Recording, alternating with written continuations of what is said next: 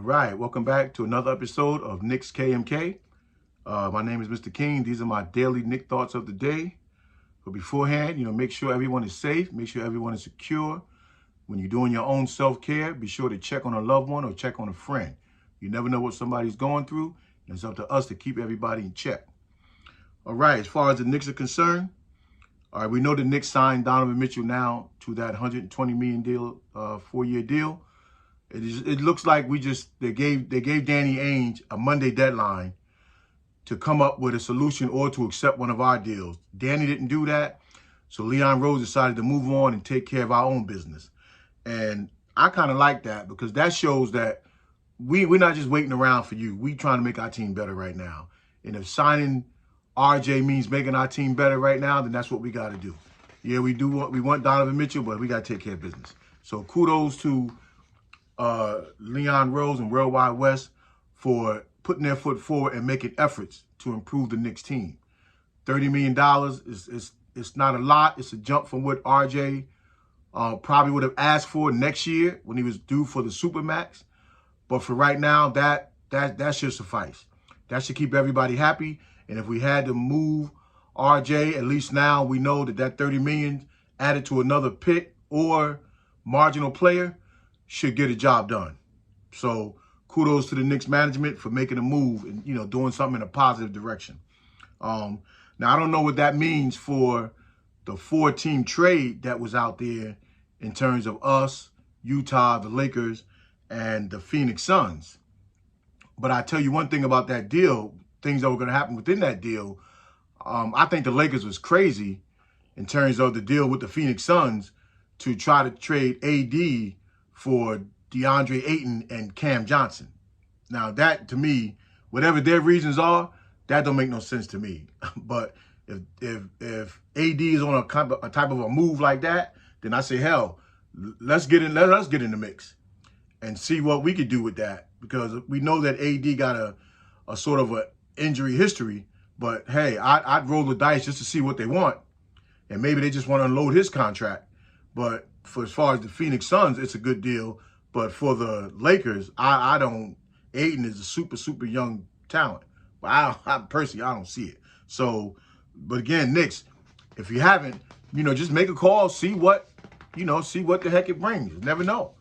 If teams is floating out names and and nice names are starting to be out there, get closer to training camp, let's just roll the dice and then let's just see. Now there's also talk that the Lakers are still interested in Reddish. So it was said that they made a move last year to try to get Reddish from us in a deal, but that the Knicks got too greedy. I don't know what the deal was, so I can't say if they got too greedy or not. But I will say this, Reddish is a heck of a player. So if you're going to, get something for Reddish, get something that we can use right now. Because we definitely could use Reddish right now. He has skill. I think his lack of a motor, that grind that we want to see in a New York player, to me, he don't got it. Not to say he can't get it, but right now I don't see that in there. I don't see that dog in him. But he has a whole lot of offensive skills and some defensive skills that we can use right now. And I think the reason why teams feel like we asking for too much or try to lowball us on some of our players, because just sometimes, we love them, but our crazy New York media, we always quick to say who Tibbs don't want or who the Knicks don't want. So it makes the other teams feel like they can just sneak in and grab somebody. It's like sometimes we do our own worst dirt. Other media outlets, they don't really do that to their players to that degree. But here in New York, we just always tend to bash our players down so low that people feel like they can just come in, and give us peanuts for our players. But, don't just give Cam Reddish away in that scenario. Who do the Lakers got do we feel we can use? And I was just trying to think on their roster real quick. Damn, who do they got that would maybe be an even swap to Cam Reddish? Because I don't necessarily want to give him away for a first-round pick. Now, the Lakers got a 27 and a 29 first round that I believe right now is unprotected. So maybe that plus something if you're going to take back a marginal player. But you got to get something out of this. You just can't give him away for a player that you're going to bury or ship out later. Can't do that. But as far as back to the Donovan Mitchell front, We know our young team is growing, but if we had to look at some advantages of what Donovan could bring, the two for me that comes off the top of my head is, Donovan, he would attract other people, and not necessarily just to say the other big star, but because nobody wants to be the first one to come to New York. Everybody feel like, I'm the first one to go to the city, then I got to deal with the scrutiny of New York City. And people just don't got time for that no more. The game has changed. They don't got time for the media and the people hounding them in their personal life, and scrutinizing their game 24 hours a day. The times have changed now. It's time for our media to move on and embrace our players. Again, similar to other cities. Philly could be hard on their players, but you got to really do something bad. Boston could be hard on their players, but you got to do something bad. They'll take their guys on and they'll stick with them through thick and thin. And we're the only city that really don't do that.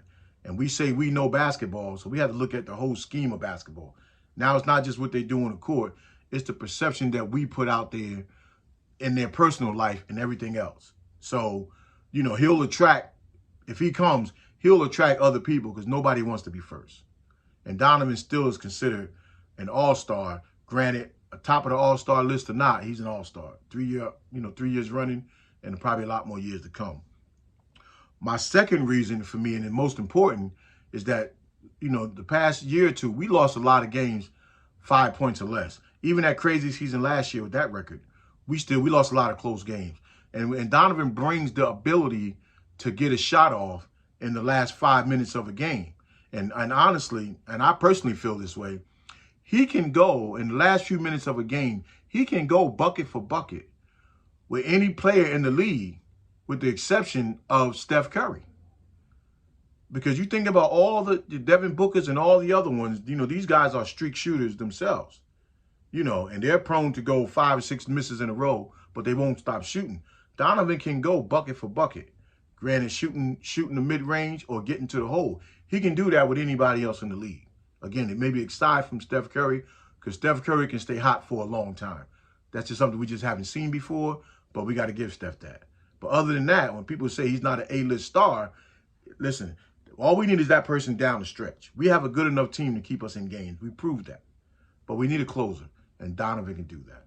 So let me know what you think in the comments. Like, comment, subscribe. All right, tell a friend to subscribe. I'm trying to grow this channel. Appreciate the new subscribers from last week, and see you tomorrow. Peace.